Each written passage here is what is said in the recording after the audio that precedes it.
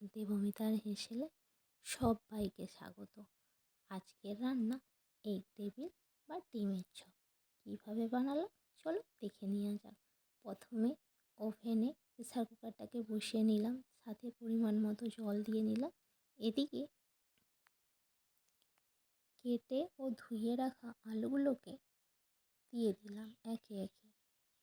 এরপর এরই সাথে ডিমগুলোকে দিয়ে দিলাম যাতে সবগুলো একসাথে সিদ্ধ হয়ে যায়।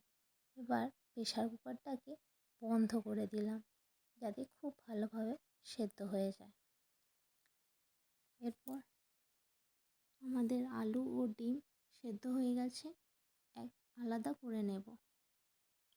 ডিম ও আলু আলাদা করে নিয়েছি আলাদা আলাদা পাত্রে। যেহেতু নতুন আলু, তাড়াতাড়ি স্ম্যাশ করতে হবে, নাহলে দানা দানা থেকে যাবে। ডিমের চপে আবার দানা দানা থাকলে কারোরই খেতে ভালো লাগে না। আমি কাঁটা চামচের দ্বারায় আলুগুলোকে স্ম্যাশ করে নিচ্ছি। ঠিক এইভাবে আলুগুলো আমার সব ম্যাশ করা হয়ে গেছে। এবার ওভেনটাকে জ্বালিয়ে আবারও কড়াই বসিয়ে দিলাম। তেল দিলাম সামান্য পরিমাণে। আমি সর্ষের তেলে করছি, আপনারা চাইলে সাদা তেল বা বাটার দিয়েও করতে পারেন। তেলটা আমার গরম হয়ে গেছে। এবার কুচনো পেঁয়াজ তেলের মধ্যে দিয়ে নেব। পেঁয়াজগুলোকে হালকা লাল লাল করে ভেজে নেব। অল্প পরিমাণে লবণ দিলাম যাতে পেঁয়াজগুলো তাড়াতাড়ি ভাজা হয়ে যায়। এর মধ্যে দুটো কাঁচা লঙ্কা কুচি করে দিয়ে নিলাম। এগুলোকে আবারও ভালো করে ভেজে নিলাম। 1 চামচ গোলমরিচ গুঁড়ো, 1 চামচ ভাজা মশলা গুঁড়ো ও একটু হলুদ গুঁড়ো দিয়ে ভালো করে কষিয়ে নিচ্ছি। কষানো আমার হয়ে গেছে। এবার ম্যাশ করে রাখা আলুটাকে এর মধ্যে দিয়ে নিলাম।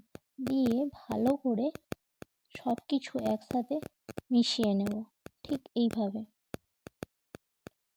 আমার সব কিছু মেশানো হয়ে গেছে। আলুটাকে আমি রেখে দেবো ঠান্ডা হওয়ার জন্য।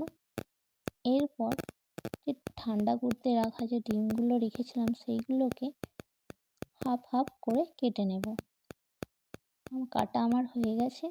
আর একটা পাত্রে একটা ডিম ফাটিয়ে নেব।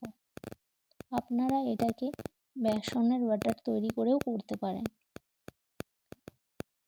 সামান্য পরিমাণে কর্নস্টার্চ দেব আর অল্প লবণ দেব। দিয়ে ভালো করে ব্যাটারটাকে তৈরি করে নেব। ব্যাটারটা আমার তৈরি হয়ে গেছে। এবার যেহেতু আমার কাছে ব্রেড ক্রাম্ব ছিল না, সেই জন্য আমি টোস্ট বিস্কুটকে হাতের সাহায্যে গুঁড়ো করে নিয়েছি ঠিক এইভাবে। এবার ঠান্ডা করতে দেওয়া যে আলুর পুরটা তৈরি করে রেখেছিলাম কিছুটা নিয়ে হাতে এইভাবে চারিপাশে চেপটে নেব। তারপর হাফ ডিমটা তার উপর থেকে দিয়ে নেব। আবারও একটু আলুর পুর নিয়ে ভালো করে ডিমটাকে ঢেকে নেব যাতে বাইরে থেকে ডিমটা দেখা না যায়। ঠিক এইভাবে এবার ভালো করে হাতের সাহায্যে চারিদিক সমান করে নেব যাতে কোনো দিক থেকে ডিমটা দেখা না যায়। এরপর যে টোস্টগুলো গুঁড়ো করে রেখেছিলাম ওর মধ্যে একবার ভালো করে মিশিয়ে নেব। ঠিক এইভাবে হালকাভাবে করলাম যাতে ওইটার মধ্যে সব কিছু ভালোভাবে মিশে যায় আর খেতে একটু মচমচে হয়। তারপর যে ব্যাটারটা তৈরি করেছিলাম ঠিক এইভাবে ভালো করে চুবিয়ে নিলাম চারিদিক। এটা করার পর আবারও ওই যে টোস্ট গুঁড়ো করে রেখেছিলাম ওর মধ্যে এরপর ভালো করে সব কিছুকে মিশিয়ে নেব চারিদিক।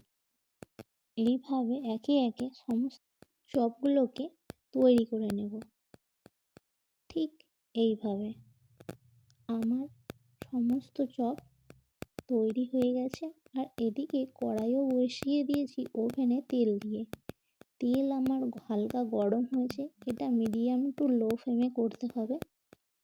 একে একে ডিমের চপগুলো দিয়ে নিলাম। উল্টে পাল্টে ভালো করে ভেজে নিয়েছি। দেখুন দেখতে কত সুন্দর হয়েছে ও মুচমুচেও হয়েছিল। তৈরি আমাদের এগ টেবিল বা ডিমের চপ। ভিডিওটি ভালো লাগলে লাইক, কমেন্ট, শেয়ার ও সাবস্ক্রাইব করবেন আমার চ্যানেলটাকে।